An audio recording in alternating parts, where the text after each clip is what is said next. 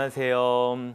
안녕하세요. 예, 서울교구에서 교정사목을 담당하고 있는 현대일 신부라고 합니다.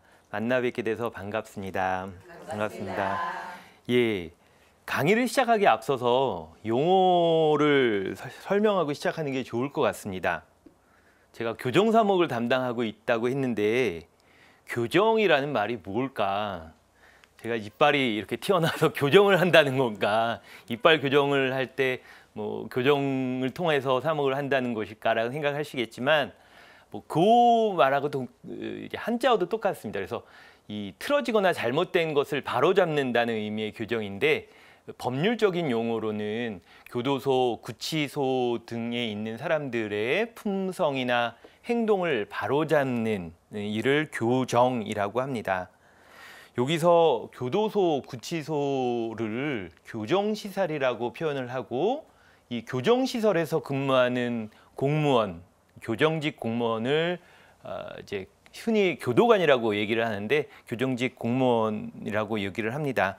간수라고 예전에는 표현을 했었죠. 그 간수라는 표현은 옳지 못한 표현입니다. 현재 한국 천주교회에는 군종교구를 제외한 15개 교구에 모두 교정사목이 있고 다 교정사목을 전담하는 신부가 아닐지라도 담당하는 신부들이 있습니다. 그러니까 교정신부만 하는 신부들이 없을 교구에 따라서 이렇게 다를지어도 이렇게 다 담당 신부들은 다 있는 상태입니다. 저희는 서울교구에는 사회교정사목위원회라고 이름을 지었습니다. 왜 사회교정사목위원회입니까? 그러니까 한 사람만의 문제가 아니다. 그 교정을 해야 될 사람은 한 사람만이 아니라 역시 우리 전체의 문제가 있지 않을까. 단순히 수용자 한 사람만의 문제가 아니라 우리 사회에 잘못도 있다라는 것을 이야기하기 위해서 저희 위원회는 사회교정사목위원회라고 이름을 지었습니다. 수용자라는 제가 표현을 방금 했는데 이 수용자라는 표현은 굉장히 포괄적인 의미입니다. 그래서 수형자, 미결 수용자, 사형 확정자, 뭐 법률과 적법한 절차의 그 교정시설에 있는 모든 사람들을 수용자라고 표현을 합니다. 방금 수형자라고 나왔는데 그러면 수형자는 징역을 판결을 받아서 형이 확정된 사람을 수형자라고 합니다. 그러니까 형을 살고 있는 사람을 수형자라고 할 수 있는 것이죠.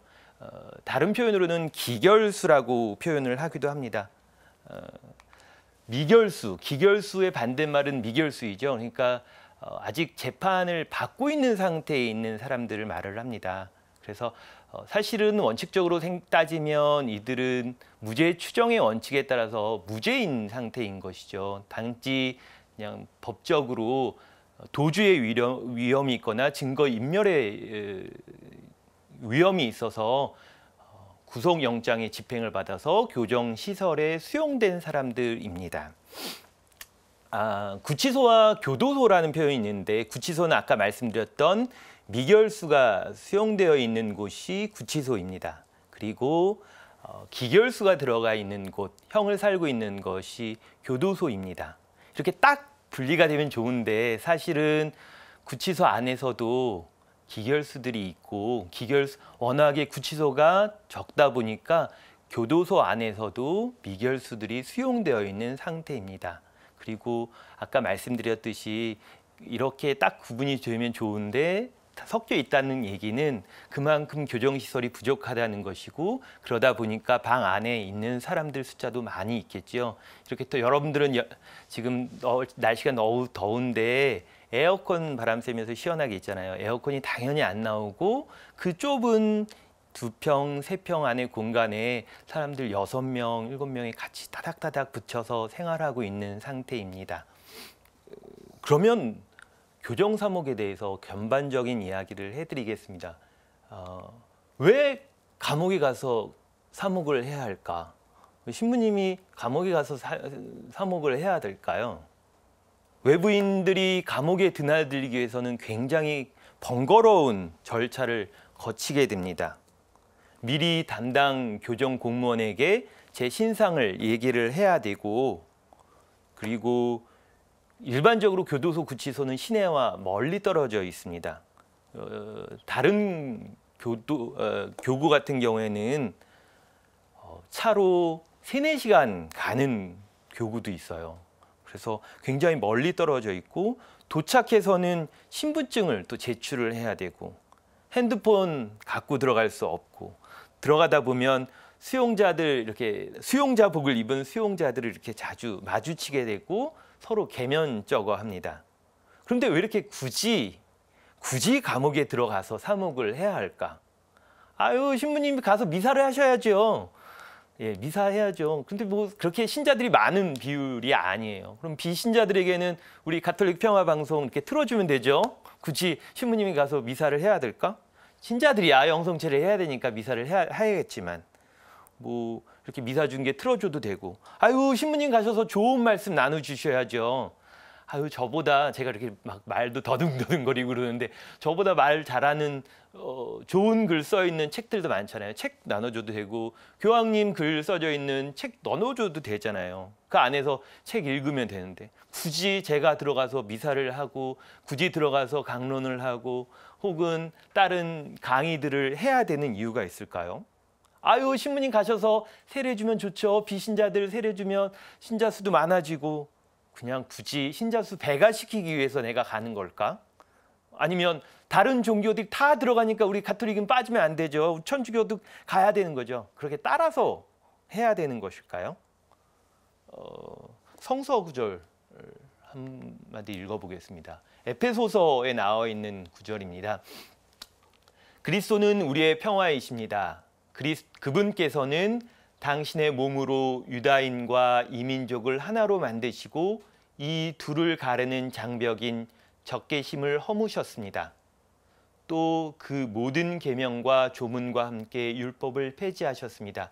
그렇게 하여 당신 안에서 두 인간을 하나의 새 인간으로 창조하시어 평화를 이룩하시고 십자가를 통하여 양쪽을 한 몸 안에서 하느님과 화해시키시어 그 적개심을 당신 안에서 없애셨습니다. 이 성서 구절은 예수님께서 오셔서 유다인과 이민족을 하나로 만드셨고 하느님과 화해시키셨다라는 구절입니다. 적개심의 장벽이 허물어졌다라고 표현했습니다. 그리고 하느님과 화해시켰다고 얘기를 했습니다. 물론 유다인들의 입장에서 이민족이 죄인이지만 하느님의 눈으로는 우리 인간들이 다 죄인이겠죠. 예수님은 하느님이시지만 하늘에만 머물러 계시지 않았습니다. 이 죄인들이 사는 곳으로 내려오셨죠. 우리 죄 많은 죄인들을 위해서 몸소 이 땅에 내려오셨습니다. 그리고 십자가를 통해서 하늘과 땅이, 하느님과 인간이 하나가 되게 하신 것이죠. 그러니까 예수님이 첫 번째 교정사목을 하셨다고 생각할 수 있겠죠. 우리 인간을 위해서, 우리 죄인을 위해서 하늘에만 머물러 있는 것이 아니라 그냥 말씀만 통해서 예언자들을 통해서 예언자들아 니네들이 좀 잘해서 얘네들 회개시켜 라고만 머물러 계셨던 게 아니에요. 하느님이 직접 인간이 되셔서 우리에게 내려오신 거죠. 첫 번째 교정사목을 하신 게 예수님이라고 생각할 수도 있겠죠. 우리 죄인들을 위해서 내려오신 거잖아요. 그래서 교정사목이라는 것은 그렇게 그리스도를 따라서 하는 것이 교정사목이다라고 생각할 수 있을 것입니다. 예수님이 하늘과 땅, 인간들 사이의 적개심을 허무는 것처럼 그렇게 우리가 그리스도를 우리의 평화라고 고백하는 것처럼 교정사목 역시 그 그리스도를 따라서 적개심을 허물도록 하는 사목이다라고 표현할 수 있을 것입니다. 교정사목은 신부님이 혼자서 하시는 거지, 신부님 혼자서 감옥에 들어가셔서 그냥 미사하시는 거지 라고 생각하면 오산일 것 같습니다. 교정사목은 저 혼자 하는 것이 아닙니다. 저는 들어갈 때 그냥 저 혼자 이렇게 딸락딸락 들어가는 것이 아닙니다. 우리 봉사자들하고 함께 들어갑니다.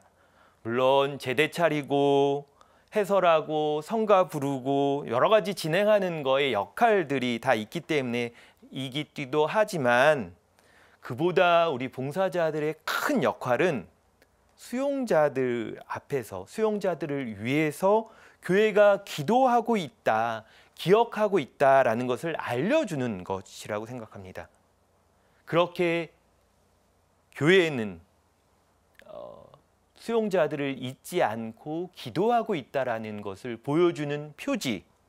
그렇게 우리 봉사자들 교종사목이 그러한 표지가 되어야 된다. 성사적인 역할을 하고 있다는 것을 보여주고 있습니다. 수용자들이 사회로부터 버림받은 것이 아니라는 것. 그것이 적개심의 장벽을 허무는 데 도움이 될 것이고 그렇게 평화를 전해준다고 생각합니다. 반대로 교정사목, 저와 우리 봉사자들은 우리 수용자들 역시 인간이다라는 것, 우리 흉악한 괴물이 아니다라는 것을 사회에 알려서 사회가 가지고 있는 선입견을 허무는 역할을 할 필요가 있습니다.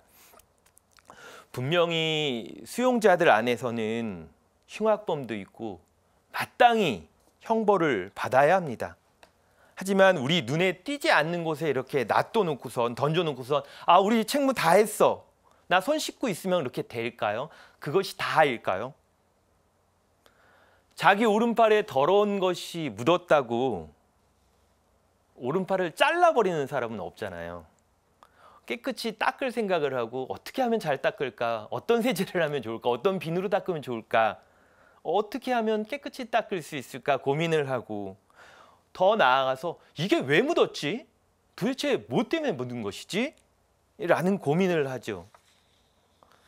역시 수용자들 마찬가지인 것 같아요. 우리의 똑같은 지체로서 한 지체로서 이렇게 더러운 것이 묻었다고 잘라버리고 저기 나는 몰라 라고 이렇게 하는 것이 다는 아니잖아요. 잘라버린다고 끝났다. 저기 멀리 이렇게 가둬놨다고 나는 끝이야. 몰라 안 보려고 하고 아유 죽여버려. 그런 사람들 왜 살려놔? 라고 얘기를 하는 것. 내 팔 잘라놓고선 계속 팔 자르고 왼팔에 뭐 묻으면 또 자르고 그게 다가 아니죠. 똑같은 지체인데 우리의 한 지체인데 그렇게 하면 안 된다. 어떻게 하면 적절한 형벌을 받을 수 있을까? 정말 제대로 형벌을 받는 것일까? 형벌이 다 끝난 뒤에는 어떻게 받아들일 수 있을까? 함께 고민해야죠. 그러한 고민은 우리 감옥과 수용자들, 출소자에 대한 막연한 적대감이나 선입견만으로는 해결되지 않을 것입니다. 우리 사회에 평화를 가져오기 위해서는 아까 말했듯이 적대감을 허물러야 하고 선입견을 없애는 노력이 중요하겠죠. 우리 사회의 평화를 가져오기 위해서 이루어져야 하는 것은 우리 안에 감옥과 수용자들에 대한 선입견, 적대심의 장벽이 허물어져야 합니다. 평화는 정의의 결과라고 이사야서에 나와 있고 사목헌장에는 사회 질서의 열매라고 나와 있는데 그러한 것도 이러한 선상 안에서 이해될 수 있을 것 같습니다. 요한복음 20장 26절 함께 같이 보겠습니다. 문이 다 잠겨 있었는데도 예수님께서 오시어 가운데 서시며 평화가 너희와 함께라고 말씀하셨다 라는 표현이 있었습니다. 이 구절은 예수님께서 부활하셨는데 제자들이 두려움에 떨고 있는 것이죠. 그리고 사실은 맥락 속에 보면 토마도 있었어요. 토마는 예수님이 부활했다고 안 믿고 있었잖아요. 그러니까 그 방 안에는 두려움도 있었고 불신도 있었고 뭐 그러한 닫혀 있는 문이라는 표현인 거죠. 그 닫혀 있는 문을 예수님이 열고 들어오십니다. 제가 감옥에 들락거리다 보면 그런 이 생각이 좀 납니다. 신분증 제출하고 장거리 운전하기도 하고 교도관이 비밀번호 누르기도 하고 뭐 짐을 이렇게 대서 철창이 축축축축 열리는 그러한 것들을 보면 닫힌 문도 두려움도 불신도 평화의 예수님 앞에서는 가로막을 수 없구나. 평화의 예수님을 정말 열린 마음으로 이렇게 받아들이게 되는구나라는 생각을 합니다. 각 교구 신부님들하고 얘기를 나누다 보면 각 교구마다 특색이 좀 있습니다. 서울교구 같은 경우에는 교도소보다 그러니까 형을 살고 있는 그 기결수가 있는 교도소보다 구치소가 좀 더 많이 있습니다. 구치소는 아직 재판을 다 끝나지 않고 재판을 받고 있는 상태니까 이 사람들이 굉장히 두려움도 많고 불안함도 있고 억울함도 있고 황당하고 그리고 화나기도 하고 그런 감정들이 복합적으로 이렇게 폭발하곤 합니다. 재판 관련해서 되게 스트레스도 많으시고 낯선 곳에 갇혀 있겠다는 그런 어려움들, 그리고 낯선이들과 좁은 공간에 있다라는, 그러니까 좁은 공간에 있다 보니까 신경도 굉장히 복잡하고 그걸로 인해서 상처도 많이 받고 그러십니다. 갇혀 있는 자신들 처지도 불쌍한데 적겨노는 그 가족들 걱정 어린 눈빛, 자신으로 인해서 고통받는 모습들 보면서 가족들을 걱정하는 수용자들도 굉장히 많으세요. 그래서 많이들 우십니다. 특별히 여자 수용자들은 고해성사할 때도 울고 미사 볼 때도 울고 성가 부르면서도 울고 자주들 우셔요. 많이 우십니다. 우리 봉사자들 역할 중에 하나가 여자 수용사 들어가면 꽉 휴지 하나 이렇게 들고 가서 휴지 나눠주는 것이기도 할 정도로 많이들 우십니다. 남자 수용자들 같은 경우에는 좀 덜 하긴 한데 어느 연세 지극한 남자 수용자분이 고해 성사 때 들어오셔서는 신부님, 제가 신자는 아닌데 울려고 들어왔어요. 울 공간이 필요해서 들어왔어요 하면서 이렇게 눈물을 뚝뚝 흘리는 경우도 보았습니다. 어쩌면 교회는 이렇게 감옥 안에서 우는 이들의 눈물을 닦아주는 역할을 해야 된다. 때로는 울 수 있게 마련해주는 역할을 하는 것이기도 하겠다라는 생각을 했습니다. 이거는 세종례식 때 우리 죄인들의 발을 씻어주신 예수님의 모습을 따라서 함께 수용자들의 발을 씻어주는 모습입니다. 안에서 또 봉사자들이 들어가서 혹은 인기 가수들이 들어가서 이렇게 단순히 미사만 하는 것이 아니라 이런 시간을 통해서 좀 스트레스 해소나 또 이렇게 답답한 모습들을 해결하기도 합니다. 이거는 사형 확정자들, 최고수라고 안에서 부르는데 사형수들과 함께 미사를 하는 모습입니다. 당시에 주교님이 오셔서 성탄 미사를 함께 한 미사입니다. 이렇게 함께 미사하고 또 세종례를 하고 세례식도 하고 또 함께 노래를 부르면서 그들의 마음을 달래주기도 하고 함께 울기도 하고 또 위로해주기도 하고 기도하는 것이 교종사목의 역할입니다. 기결 수용자들 아까 얘기했는데 이미 판결을 받으신 분들은 마음이 조금 그래도 좀 안정이 많이 되셨어요. 그리고 감옥 생활도 어느 정도는 익숙해 하십니다.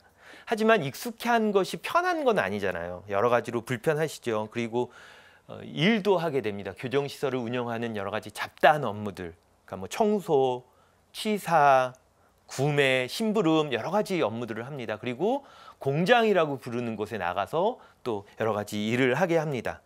이러한 일들이 굉장히 어려운 일도 많고 잡다한 업무도 많고 또 편하진 않습니다. 그러한 와중에서 종교는 큰 위로를 주기도 합니다. 종교방이라고 해서 천주교 신자들끼리 같은 방을 쓰면서 아침에 일어나서 함께 기도하고 성가를 부른다고 합니다.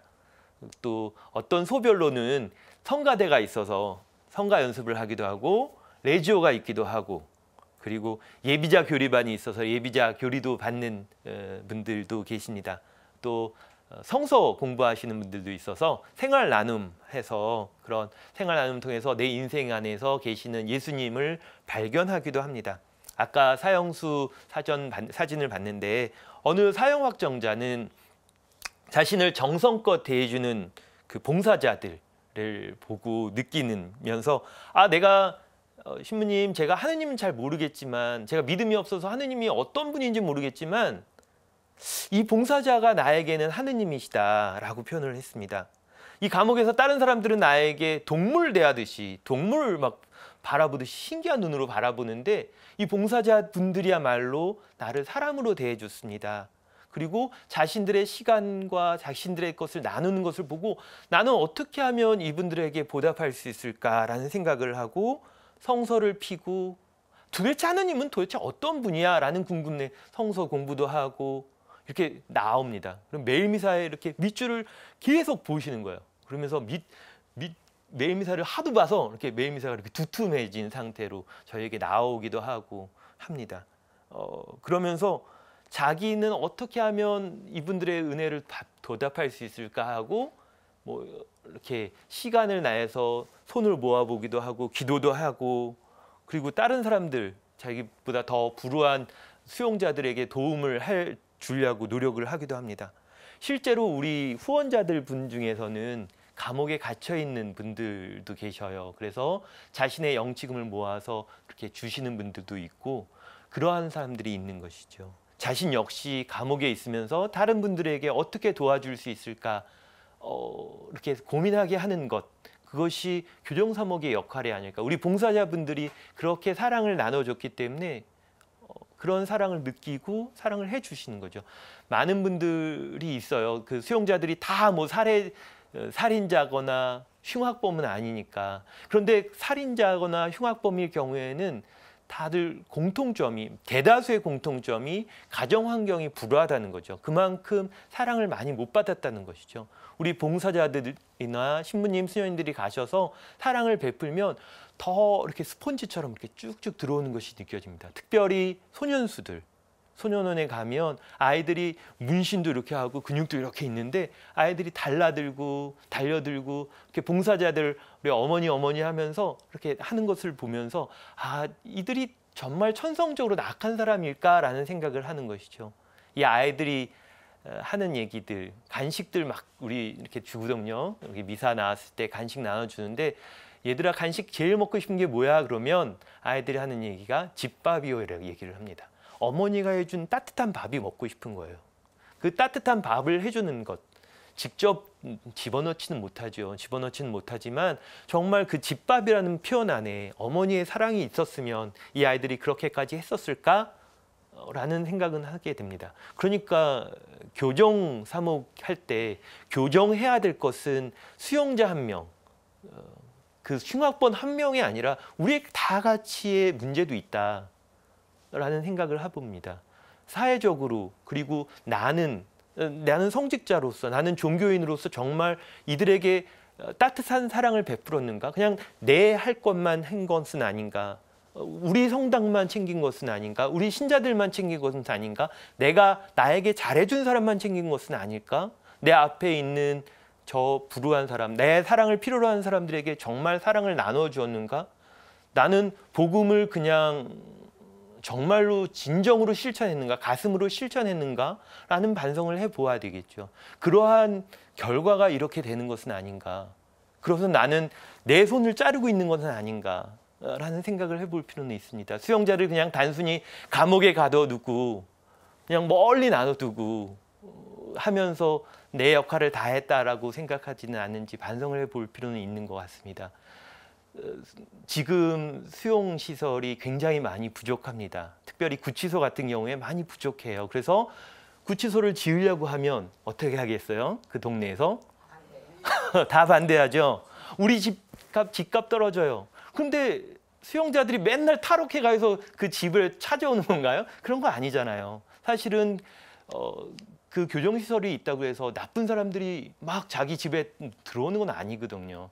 오히려 그 구치소가 있으면 교초소 면회 오는 사람들도 있고 또 공무원들이 왔다 갔다 하기 때문에 오히려 치안적으로는 되게 좋은 역할입니다. 그런데 왠지 찝찝함, 죄인들이 있어, 우리 집 앞에서는 안 돼 라는 그러한 이기주의 때문에 구치소가 더 많이 못 생기고 그러다 보니까 한 방 안에 2평, 3평 되는 안에 사람들이 더 많이 생기게 되는 것이죠. 더 많이 수용이 되고 이 더운 날 에어컨도 안 나오는 이 답답한 안에 서로 살을 부대면서 지내게 되는 것이죠.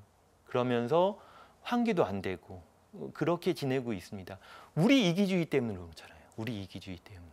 정말 우리는 정말 복음을 실천하고 있는지, 아까 우리가 읽었던 그 장벽, 적개심이라는 장벽을 허물고 있는지, 말로만 평화가 여러분과 함께하면 또한 사제의 영과 함께라고 말을 하지만 정말 우리는 평화를 전해주고 있는지, 우리의 이기심만 나만 어떻게 하면 평화를 가질까?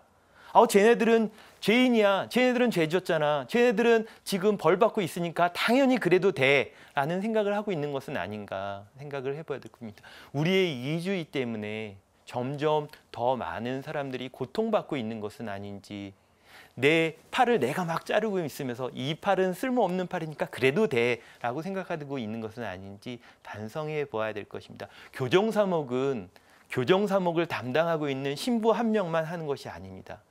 교정사목의 뜻이 있는 봉사자들만이 하는 것이 아닙니다. 그냥 어떻게 후원자들 그분만 하는 것이 아니라 교회 전체가 다 해야겠죠. 왜냐하면 예수님께서 그러하셨듯이, 예수님이 우리에게 다가오셨듯이 우리 역시 죄인들에게 다가가고 그 사랑을 조금이라도 보여준다면, 그런다면 죄인들이 회개할 것이고 그 따뜻한 마음을 가져서 약간이라도 눈물을 흘릴 것이고, 그리고 그러한 마음으로 두 손을 모을 것이고 성경을 볼 것이고 하느님께 한 발짝 더 나아갈 수 있지 않을까 생각이 됩니다.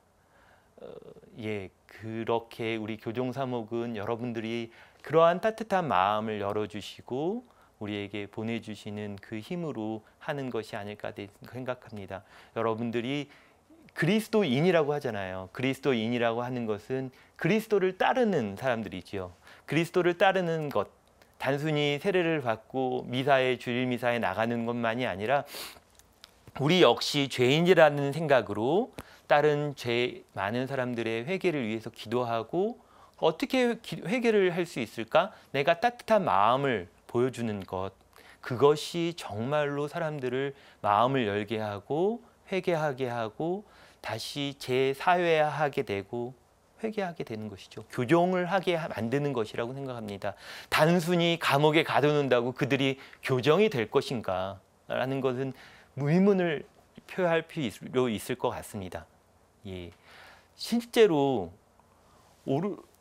마약 사범이건 절도범이건 흉악범이건 경제사범이건 다 감옥에 똑같이 구금을 하잖아요. 되게 어이가 없는 거예요. 사실은 마약사범 첫 번째 한 번 처음으로 했는데 호기심에서 마약 투약을 했는데 들어가면 다른 마약사범들하고 만나게 돼요. 그러면서 마약을 배우게 되지요. 그들이 정말로 교정하게 되는 것은 감옥에 가두어 놓는다고 교정이 되는 것이 아니에요. 교정시설이지만 교정이 될 수 있는 것은 단순히 가둬 놓는다고 되어질 것이 아닙니다. 물론 그 안에서 여러 가지 어려움을 겪으면서 다시는 이런 짓을 하지 말아야지라는 결심을 하는 사람들이 많이 있습니다. 그런데 반대로 이렇게 가둬 놓는 것으로 그친다고 우리 사회가 생각할 때 그들은 거기서 결심만 하는 것이 아니라 이런 못된 사회 같으니라고, 나는 정말 버림받았어 라고 더 상처를 받고 이 사회에 보복해야지 라는 생각을 할 수 있는 것이죠. 너네들은 잘났어 라는 생각을 하게 되고 오히려 적개심이 많이 생기는 것이죠. 그 적개심으로 장벽이 더 쌓아질 것 같습니다. 그런데 예수님은 적개심을 허물고 우리 안에 오셨다고 하셨잖아요. 우리는 어떻게 하면 그 적개심의 장벽을 허물 수 있을까요? 사랑이라는 그 표현, 기도라는 표현, 따뜻함이라는 그 마음이 이들을 조금이나마 누그러뜨릴 수 있지 않을까, 회개시킬 수 있지 않을까라고 생각이 됩니다. 용서라는 것 굉장히 어렵지요. 내가 정말로 피해자가 됐을 때 용서하는 것은 더 힘들 것 같아요. 그런데 용서를 하자고 하는 것이 아니라 조금이라도 따뜻한 마음으로 그들을 바라보자는 것이죠. 적개심만으로 바라보자는 것이 아니라 조금 네가 그렇게 할 수 있었던 것은, 그렇게 할 수밖에 없었던 이유에는 나의 이기심도 그렇게 있었지 않았을까라는 나도 반성을 하고 조금이나마 자책을 하게 되고 나를 다시 한번 돌아보는 것, 그것이 이들을 조금이라도 회개하는데 한 발짝 다가가게 하고 하느님을 한 번이나 더 살펴볼 수 있게 되고 그리고 기도할 수 있게 되고, 그렇게 해서 그 따뜻한 마음을 통해서 예수님을 느끼게 할 수 있는 건 아닐까 생각됩니다. 교정사목 저 혼자 하는 건 아니고 여러분들이 함께 해 주셔야 됩니다. 단순히 그냥 물질적인 도움을 떠나서 그렇게 따뜻한 마음으로 교도소, 구치소에 있는 수용자 형제들을 위해서 기도할 때 교정사목이 이루어지는 것이고, 예수님의 그 마음이 정말로 실질적으로 성사적으로 보이는 표지로 우리 수용자들에게 다가갈 수 있지 않을까 생각됩니다. 이렇게 오늘 1강 마치도록 하겠습니다. 감사합니다.